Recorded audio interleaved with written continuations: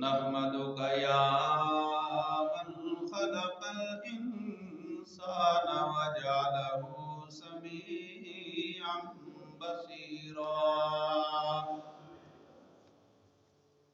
وآتاہ الحکمت ومن اوتی الحکمت فقد اوتی خیرا کثیرا ونصلی علی نبیک محمد الذی ارسل بالحق بشیرا ونذیرا وداعیا الی اللہ بإذنہ وسراجا منیرا وعلى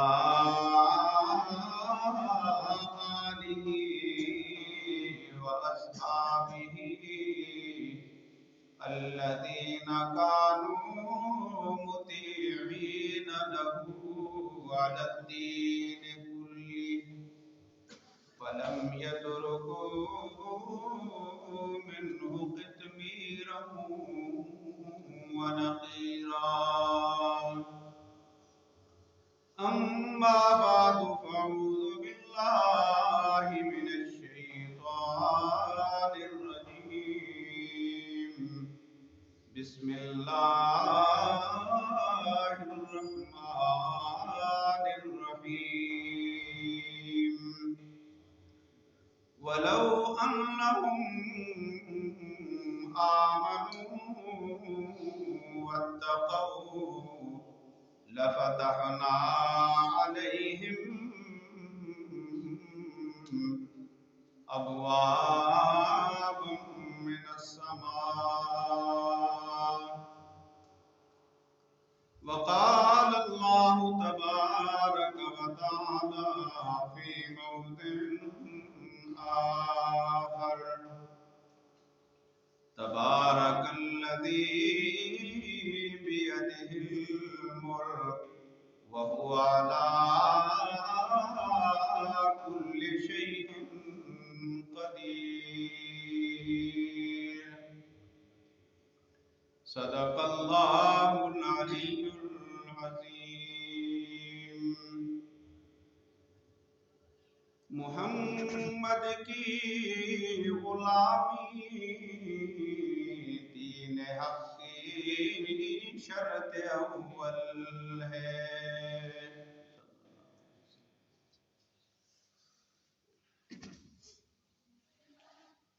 اللہ تعالیٰ کا لاکھ لاکھ شکر ہے اللہ تعالیٰ کا کرم ہے فضل ہے اس کا احسان ہے کہ اس نے ہمیں اپنے گھر میں پھر مل بیٹھ کر دین کی باتیں کرنے کا سننے کا سنانے کا موقع عطا کیا ہے اللہ تعالیٰ کی طرف سے موقع مل جانا یہ بہت بڑی نعمت ہے اور قیامت والے دن اگر اللہ تعالیٰ ہم سب پہ اپنا فضل اور کرم فرمائے اپنے حبیب صلی اللہ علیہ وآلہ وسلم کے صدقے ہمارا حشر اور نشر اصحاب یمین یعنی جنتیوں لوگوں میں شمار فرمائے لیکن جو لوگ اصحاب الشمال ہوں گے یعنی جن کا فیصلہ جنت کے بارے میں نہ کیا جائے گا تو ان کی اس وقت سب سے بڑی خواہش یہی ہوگی کہ ہمیں ایک بار موقع دیا جائے ہمیں ایک بار موقع ملے لیکن اس وقت پھر وہ موقع ملنے والا نہیں تو اللہ تعالیٰ نے ہمیں یہ موقع عطا کیا ہے اپنے گھر میں بیٹھ کے ایک دوسرے کو دین کی بات سننے اور سنانے کا نبی پاک صلی اللہ علیہ وآلہ وسلم کی آمد اور بعثت سے کم و بیش 1000 سال پہلے یمن کا ایک بادشاہ گزرا ہے جس کی بڑی بادشاہت تھی، بڑا لاؤ لشکر تھا، بڑی مملکت اور سلطنت تھی اس کی۔ وہ اپنی مملکت اور سلطنت کی سیر و تفریح کرنے کے لیے، دورہ کرنے کے لیے جب نکلا تو اپنے ساتھ اس نے لاکھوں کی تعداد میں گھوڑ سواروں کا لشکر لیا، لاکھوں کی تعداد میں اس نے پیدل سواروں کا لشکر لیا، اور کم و بیش 12,000 اس وقت کے جید علماء، حکیم، طبیب، دانشور اور اچھے لوگوں کو بھی ساتھ لشکر میں لیا۔ یہ اس کا ایک قافلہ تھا دورہ کرنے کا۔ مقصد یہ تھا کہ بادشاہ جب دورہ کرے، جس گلی کوچے سے، جس روڈ سے، جس جگہ سے، جس شہر سے گزرے تو دیکھنے والے اس کی شان و شوکت دیکھ سکیں، اور دیکھنے والوں کے دلوں میں اس بادشاہ کا رعب طاری ہو، اس کی ہیبت اور اس کی وقت طاری ہو، اس کی عظمت اور اس کی شان لوگوں کے دلوں میں بیٹھے۔ اور ایسے ہی ہوتا تھا، جس شہر سے، جس گاؤں سے، جس قریے سے وہ گزرتا تھا، ہر طرف لشکر ہی لشکر ہے، اس کے آگے پیچھے ہٹو بچو کی صدائیں تھی۔ لوگ اس کا استقبال کرنے کے لیے، اس کو دیکھنے کے لیے جوگ تر جوگ جمع ہوتے تھے کہ بادشاہ آ رہا ہے، اس کی کیا شان ہے، کیا شوکت ہے۔ وہ یہ سفر کرتے کرتے مکہ شریف پہنچ گیا، اور وہاں پہ اس نے دیکھا تو اس کے ساتھ ایک عجیب و غریب برتاؤ ہوا۔ وہاں پہ بادشاہ کو دیکھنے کے لیے، اس کا جاہ و جلال دیکھنے کے لیے لوگ اکٹھے نہیں ہوئے۔ تو اس نے اپنے باقی وزیروں سے، باقی کیبنٹ جو ممبر ہے کابینہ، ان سے پوچھا کہ یہ کیا بات ہے، یہاں کے اس شہر کے لوگ باغی ہیں کہ یہاں پہ میرا دیدار کرنے کے لیے، میری جاہ و جلال اور عظمت اور شان و شوکت دیکھنے کے لیے، استقبال کرنے کے لیے اس شہر کے لوگ کیوں نہیں اکٹھے ہوئے؟ تو وہاں پہ اس کو بتایا گیا کہ یہ جو شہر ہے، یہاں پہ ایک گھر ہے، اور اس گھر کی عظمت کو، اس کی جاہ و جلال کو لوگ آپ کی عظمت اور آپ کے جاہ و جلال سے زیادہ سمجھتے ہیں، یعنی خانہ کعبہ۔ یہاں پہ آپ کا جتنا لشکر ہے، آپ کے لشکر جتنے لوگ یہاں پہ آ کے اس خانہ کعبہ کا دیدار کرتے ہیں، اس کا طواف کرتے ہیں، تو اس شہر کے لوگوں کو بہت بڑا گھمنڈ ہے کہ بھائی ہمیں کسی اور کی طرف دیکھنے کی ضرورت نہیں ہے، ہمیں کسی اور کی عظمت، عزت اور شان دیکھنے کی ضرورت نہیں ہے۔ ہمارے پاس اللہ تعالیٰ کا گھر ایسا موجود ہے کہ جس کی شان اور جلال کا اور عظمت کا مقابلہ نہ کوئی عمارت، نہ کوئی گھر، نہ کوئی انسان، نہ کوئی بادشاہ کر سکتا ہے۔ تو اس لیے آپ کی عظمت اور شان و شوکت ان کی نظروں میں کچھ بھی نہیں ہے۔ اس کو بہت زیادہ غصہ آیا۔ اس نے کہا کہ یہ تو میری بے عزتی ہو گئی، میری توہین ہے کہ میری موجودگی میں کوئی اور چیز ہو، چاہے وہ انسان ہو، چاہے وہ کوئی عمارت ہو، چاہے وہ خدا کا گھر ہو، تو میری عظمت کی بجائے لوگ اس کی عظمت کو اور شان و شوکت کو زیادہ سمجھیں۔ تو اس نے ارادہ کیا کہ میں اپنے اس لاؤ لشکر کے ساتھ بیت اللہ شریف پہ حملہ کر کے اس کو گرانا چاہتا، گرانے کا ارادہ کر دیا۔ یوں ہی اس نے گرانے کا ارادہ کیا تو اللہ تعالیٰ کی طرف سے اس کو یہ عذاب کے لیں یا رحمت کے لیں، یہ بعد میں پتہ چلے گا، لیکن اللہ تعالیٰ کی طرف سے اس کو ایک ایسی لاٹھی پڑی کہ اس کے منہ سے، ناک سے، آنکھوں سے خون جاری ہو گیا۔ اب خانے کعبے کو گرانے کا منصوبہ تو اس کا بیچ میں رہ گیا، اپنی جان کے لالے پڑ گئے۔ تو اس لشکر میں جو 12,000 کے حکیم، طبیب، ڈاکٹر، عالم، صوفی، بزرگ یہ اس نے اکٹھے کیے ہوئے تھے، تو ان میں سے حکیموں کو بلایا۔ ہر حکیم نے اپنی اپنی کوشش کی، لیکن اس کی یہ بیماری ختم نہیں ہوئی۔ خون ہے کہ ناک سے، آنکھ سے، کانوں سے بہتا جا رہا ہے۔ پھر کسی ایک بہت بڑے حکیم کو، عالم فاضل کو، طبیب کو، کہ اس وقت کے جو لوگ ہوا کرتے تھے، جو حکیم ہوتے تھے، وہ عالم بھی ہوتے تھے۔ آج کل کے دور میں نفت میں یوں ہی سمجھ لو کہ یعنی جو ڈاکٹر تھا وہ اس وقت کا عالم بھی ہوتا تھا۔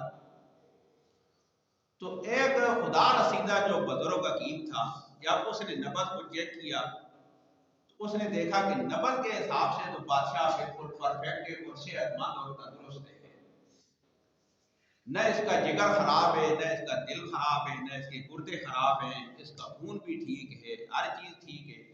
وہ سمجھ گیا۔ اس نے بادشاہ کو کہا کہ بادشاہ سلامت جان کی امان پاؤں تو ایک بات کروں، آپ کی بیماری جو ہے اس کا علاج کیا جا رہا ہے زمینی، لیکن آپ کی بیماری زمینی نہیں ہے بلکہ آسمانی بیماری ہے۔ لگتا ہے کہ آپ کی نیت میں، دل دماغ میں کوئی فتور آ گیا ہے، نیت خراب ہونے کی وجہ سے آپ کو یہ بیماری لاحق ہوئی ہے، اور یہ نہ ہی آپ کے بدن میں پیدا ہوئی ہے نہ زمین میں پیدا ہوئی ہے، اس لیے اس کے اوپر کوئی بھی علاج کارگر نہیں ہو سکتا۔ اس کے اوپر جو علاج کارگر ہوگا وہ آسمانی علاج ہی کارگر ہو سکتا ہے۔ تو وہ جو بادشاہ تھا وہ سمجھ گیا، اس نے کہا کہ میری نیت یہ تھی کہ میں خانہ کعبہ کو تعمیر کروں۔ تو جب اس حکیم کی، اس طبیب کی، خدا رسیدہ بزرگ کی اس نے بات سنی تو اس نے ارادہ چھوڑ دیا اور دل ہی دل میں اسی وقت ہی استغفار کی، توبہ کی، تو اللہ تعالیٰ نے اس کو صحت عطا کی۔ وہ اس کا خون آنا بھی بند ہو گیا، بیماری سے اللہ تعالیٰ نے اس کو شفا نصیب فرما دی۔ ایک یہ بادشاہ تھا، لاؤ لشکر بھی تھا، لیکن اس کو سمجھ آ گئی اور اللہ تعالیٰ نے اس کو توبہ کرنے کا اور سدھرنے کا موقع عطا کر دیا۔ بعد میں اس نے جو کچھ کیا وہ میں آگے بیان کروں گا۔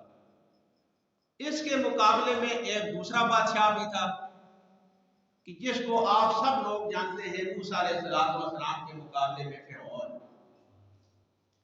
یعنی اس کو بھی کافی عمر اللہ تعالیٰ نے عطا کی، کافی جاہ و جلال، شان و شوکت اور بادشاہت عطا کی، لیکن وہ آئے دن موسیٰ علیہ السلام کے مقابلے میں اپنے اس بغاوت میں اور سرکشی میں قدم آگے بڑھاتا رہا۔ اللہ تعالیٰ کی طرف سے دیے گئے موقع کو اس نے استعمال نہیں کیا، فائدہ نہیں اٹھایا، تو اس کے لیے اللہ تعالیٰ نے پھر عذاب کا فیصلہ کیا۔ اور جس وقت اس کو سمجھ آئی تو وہ کیا کہتے ہیں کہ جب چڑیاں چگ گئی کھیت تو بھی برسا کس کام کا، اس وقت توبہ کے دروازے اس کے اوپر بند ہو گئے تھے۔ قرآن مجید نے اس کو بیان کیا ہے، فرمایا حتی اذا ادرکہ الغرق قال آمنت انہ لا الہ الا الذی آمنت به بنو اسرائیل وَأَنَا مِنَ الْمُسْلِمِينَ۔ قرآن مجید فرماتا ہے کہ جب فرعون موسیٰ علیہ السلام کا پیچھا کرنے کے لیے اللہ تعالیٰ نے موسیٰ علیہ السلام کو حکم دیا کہ جو آدمی تیرے ساتھ آ چکے، جو تجھ پہ ایمان لا چکے، ان کو اپنے ساتھ لے کے یہاں سے ہجرت کر کے چلا جا۔ فرعون نے موسیٰ علیہ السلام کا پیچھا کیا اپنے لاؤ لشکر کے ساتھ اپنی فوجوں کے ساتھ آگے دریائے نیل آ گیا۔ موسیٰ علیہ السلام اور اس کی قوم حیران، پیچھے فرعون کا لشکر آگے دریا۔ اللہ تعالیٰ نے فرمایا کہ اے موسیٰ اس لاٹھی کو اس پانی کے اوپر مارو۔ موسیٰ علیہ السلام نے جب لاٹھی پانی کے اوپر ماری، اللہ تعالیٰ نے پانی میں سے رستہ بنا دیا۔ اب یہاں پہ فرعون کے لیے موقع تھا سنبھلنے کا اور سدھرنے کا۔ وہ یہ سمجھتا کہ یہ اللہ کے سچے رسول ہیں کہ جن کو پانی بھی رستہ دے رہا ہے، وہ توبہ استغفار کرتا۔ لیکن اس نے کیا کیا؟ موسیٰ علیہ السلام کا پیچھا کرنے کے لیے اپنی فوجوں سمیت اسی دریا میں کود پڑا۔ وہ دریا تو رستہ تھا، دریا تو رحمت تھی موسیٰ علیہ السلام کے لیے، لیکن زحمت تھی اور عذاب تھا فرعون کے لیے۔ قرآن مجید فرماتے ہیں حَتَّى اِذَا أَدْرَكَهُ الْغَرَقُ، جب فرعون اس نیل میں داخل ہوا جو خشک رستہ بن گیا تھا موسیٰ علیہ السلام کے لیے، تو اللہ تعالیٰ نے حکم دیا اے دریا اب آپ اپنا دامن کو سمیٹ لے، اور اپنے دامن میں سمیٹ کے ابد الآباد کے لیے فرعون کو اس کے لاؤ لشکر کے ساتھ تباہ و برباد کر دے۔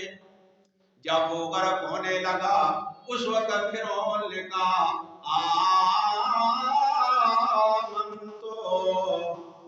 اب میں ایمان لاتا ہوں۔ اللہ تعالیٰ فرماتے ہیں آنا، اب موقع وہ ختم ہو چکا۔ میں نے جو موقع عطا کیے تھے آپ کو، آپ نے سارے کے سارے موقع بغاوت میں، سرکشی اور نافرمانی میں ضائع کر دیے ہیں۔ اب میری طرف سے آپ کو عذاب کا فیصلہ ہو گیا۔ آن وقد عصیت قبل، آج سے پہلے، ابھی سے پہلے تو ہمیشہ نافرمانی کرتا رہا۔ تو میرے محترم دوستوں اور بزرگوں، فرعون نے موقع سے فائدہ نہیں اٹھایا، اللہ تعالیٰ نے اس کو غرق کر دیا، عذاب دے دیا۔ اور یہ جو بادشاہ تھا، جب اس کو حکیم طبیب اور عالم و خدا رسیدہ بزرگ آدمی نے بتایا کہ آپ کی بیماری آسمانی ہے زمینی نہیں ہے، وہ سمجھ گیا۔ اس نے کہا کہ میں نے جو خانہ کعبہ کو گرانے کا ارادہ کیا یہی میرا قصور ہے اور یہی میری نافرمانی ہے۔ تو اس نے توبہ اور استغفار کی، بغاوت سے اور سرکشی نافرمانی سے بعد آ گیا۔ اللہ تعالیٰ نے اس کو صحت عطا کی، اور پھر اللہ تعالیٰ قرآن مجید میں فرماتے بھی ہیں کہ وَلَوْ أَنَّهُمْ آمَنُوا، اے زمین والو تم اپنی ناکامیوں کا علاج، اپنی ناکامیاں زمین کے نقشے سے کامیابیوں میں بدلنا چاہتے ہو، اپنی بیماریوں کا علاج تم اسی زمین کی مٹیوں سے پیدا ہونے والی چیز سے کرنا چاہتے ہو، لیکن میں آپ کو بتاتا ہوں آمنو، سب سے پہلے تو ایمان لے آؤ، واتقوا، اور اللہ سے ڈرو، تقوی اختیار کرو۔ جب تم یہ کام کرو گے لفتحنا علیہم ابواب من السماء، زمین پہ تم یہ کام کرو، عرش پہ آپ کی کامیابیوں کے فیصلے میں کروں گا۔ آج ہم سبھی لوگ پریشان ہیں کہ ہم زمین پہ سرکشی کر کے اس کا علاج بھی زمین ہی سے تلاش کرتے ہیں۔ تو اس بادشاہ نے جب توبہ استغفار کی اور پھر خانہ کعبے کی عزت کرنے کے لیے سب سے پہلا غلاف اس نے خانہ کعبے کو پہنایا، جو ابھی تھوڑی دیر پہلے گرانے لگا تھا अभी उसके दिल में खाने काबे की अजमत बैठ गई, उसने मौके से फायदा उठाया, उसने फिर खाने काबे को पहला गिलाफ पहनाया बतौर अजमत के, बतौर तादीम के। यानी इस दौर में तो हम रंग रोगन कर देते हैं, अपने घर को करते हैं, मस्जिद को करते हैं, जितनी तादीम होती है हम कहते हैं इतना खूबसूरत और बेहतरीन रंग रोगन हो। उस वक़्त ये चूना, ये पेंट ये नहीं था, तो उसने क्या किया कि उसने खाने काबे को गिलाफ पहनाया। और फिर वहां से जब निकला, आगे जो जगह आई मदीना शरीफ तक जब पहुंचा, अब उसके ऊपर अल्लाह ताला की तरफ से बरकत नाज़िल होना शुरू हो गई। उसने जब मौके से फायदा उठाया तो बरकत नाज़िल होना शुरू हो गई है। जब मदीना शरीफ पहुंचे वो लश्कर, उसके जो 12,000 आलिम थे, तबीब थे, हकीम थे, उन्होंने जब देखा मदीना शरीफ के पहाड़ों को, जमीन को, वहां के बागात को, वहां के खजूरों को, नक्शे को, तो उन्होंने कहा कि ये तो वो जगह है, वो शहर है कि जहाँ पे हमने पढ़ रखा है कि नबी आखिर ज़मान सल्लल्लाहु अलैहि वसल्लम मबऊस होंगे और वो पैदा होंगे, वो यहाँ पे आएंगे। तो उनमें से कुछ उलमा जो थे उन्होंने कहा जी कि हमारा दिल करता है, इरादा है कि अल्लाह ताला ने अगर हमारे नसीब में ये शहादत लिख दी है तो हम आपके साथ आगे जाने की बजाय इसी जगह पे पिराव और क़याम करते हैं कि शायद हमें उस नबी आखिर ज़मान का वो वक़्त मिल जाए, टाइम मिल जाए, तो हम उसके ऊपर ईमान ले आए और उनकी ज़ियारत कर लें। उसने इजाज़त दी। उसने कहा कि आप में से जो जो यहाँ पे रहना चाहता है मदीना शरीफ में रहे। और फिर उसने ये कहा कि क्योंकि मैं रह नहीं सकता, मैं तो बादशाह हूँ, सल्तनत के काम है। उसने फिर अपनी तरफ से खत लिखा कि तुम जो लोग यहाँ पे रहते हो, मैं आपको खत लिख के देता हूँ उस नबी आखिर ज़मान के लिए कि अगर वो मेरी जिंदगी में आ जाए तो मैं उनके ऊपर ईमान भी लाऊंगा, अल्लाह ताला मुझे उनकी ज़ियारत का शरफ भी अता फरमाए, मैं उनका सहाबी भी बनूंगा, मैं उनकी मदद भी करूंगा। लेकिन अगर वो मेरी जिंदगी में ना आ सके तो आप लोग इस हद को हिफाजत से रखना और नस्ल दर नस्ल इसको आगे चलाते जाना। वो फोत हो गया। आप अलैहिस्सलाम की विलादत पूरे 1000 साल के बाद कम बेश, लेकिन उसका जो खत था वो उन लोगों के पास नस्ल दर नस्ल महफूज था। वो करते करते वो वक्त भी आ गया कि नबी पाक सल्लल्लाहु अलैहि वसल्लम ने मक्का शरीफ से हिजरत करके मदीना शरीफ गए। वहां पे हर सहाबी की ये ख्वाहिश थी कि आप अलैहिस्सलाम मेरे घर पे आए, मेरी दावत कबूल करें, मेरे घर को रौनक बख्शें। लेकिन आप अलैहिस्सलाम ने ये फैसला किया, फरमाया कि मैं किसी की दावत कबूल नहीं करूंगा, मैं अपनी ऊँटनी की मुहार और रस्सी खुली छोड़ देता हूँ। जिस तरफ और जिस जगह पे, जिस घर में मेरी ऊँटनी चली जाए वही मेरा मेजबान होगा और मैं उसी की मेहमानी में हूँ। आप अलैहिस्सलाम ने ऐसा ही किया और सब लोगों ने ये कबूल किया। अब जिसको हम कहते हैं कि के लिए रोका, तो जब वो ऊँटनी एक घर में जाके बैठ गई एक जगह पे, आप अलैहिस्सलाम ने उस जगह को अपना मेहमान खाना बनाया।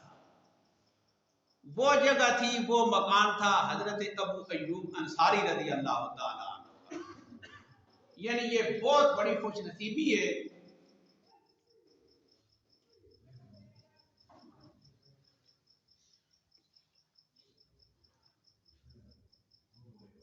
और दुनिया की सबसे बड़ी सादत है कि आप अलैहिस्सलाम किसी के घर में मेहमान थे। जो अरश का मेहमान हो वो फर्श पे किसी के घर में मेहमान ठहरे, ये कोई मामूली सादत तो नहीं है। तो जिस घर में नबी पाक सल्लल्लाहु अलैहि वसल्लम की ऊँटनी आई वो हजरत अबू अय्यूब अंसारी रज़ी अल्लाह ताला अन्हु का घर था। आप अलैहिस्सलाम उस घर में मेहमान ठहरे और ये हजरत अबू अय्यूब अंसारी रज़ी अल्लाह ताला अन्हु, उनके पास उस बादशाह का खत महफूज था। ये उन्हीं की औलाद में से थे कि जो उलमा और हकीम और तबीब मदीना शरीफ में रह गए थे नबी पाक सल्लल्लाहु अलैहि वसल्लम पे ईमान लाने के लिए। तो उस बादशाह का खत फिर नबी पाक सल्लल्लाहु अलैहि वसल्लम को उस वक़्त पेश किया गया। आप अलैहिस्सलातु वस्सलाम ने वो खत पढ़ा। उसमें यही मजमून था कि अल्लाह के रसूल, मैं आपके ऊपर गैबी ईमान लाता हूँ। अगर आप मेरी जिंदगी में पैदा हो गए तो मैं आपका सहाबी हूँगा, आपका खिदमत गुजार हूँगा, आपकी मदद करने वाला हूँगा। लेकिन अगर मैं आपसे पहले चला गया तो मैं ये गवाही देता हूँ कि आप अल्लाह के आखिरी नबी और अल्लाह के आखिरी रसूल हैं। आप अलैहिस्सलातु वस्सलाम ने ये खत पढ़ा और उस बादशाह के लिए दुआ की और उससे बड़े खुश हुए। तो अल्लाह ताला ने एक उसको मौका दिया, उसने उस मौके से फायदा उठाया, तौबा और इस्तिगफार की। तो आप अलैहिस्सलातु वस्सलाम के गायबाना किस्म के सहाबी बन गए। और एक वो फिरौन था जिसको अल्लाह ताला बार बार मौके देता रहा, लेकिन उसने मौके से फायदा नहीं उठाया, सरकश हो गया, तो अल्लाह ताला ने उसको गर्क कर दिया। और उसका बदन जो है आज भी लंदन के अजायब घर में महफूज है, जिसको लोग देख कर इबरत हासिल करते हैं कि ये गली सरी लाश उसी इंसान की है जो दुनिया में अपने आप को खुदा कहता था। इसकी ये हैसियत है। तो अल्लाह ताला ने आज फिर हमें मौका दिया है मिल बैठ के दीन की बात करने का, सुनने का, सुनाने का। दुआ है अल्लाह ताला हमें जिंदगी में बार बार मौके अता फरमाए। हम जिंदगी में जितने भी हमसे लग़ज़िशें कोताहियां हुई हैं, अल्लाह ताला उनका इज़ाला करने की हमें तौफीक नसीब फरमाए और अल्लाह ताला हमें अपने मुक़र्रबीन में शुमार फरमाए।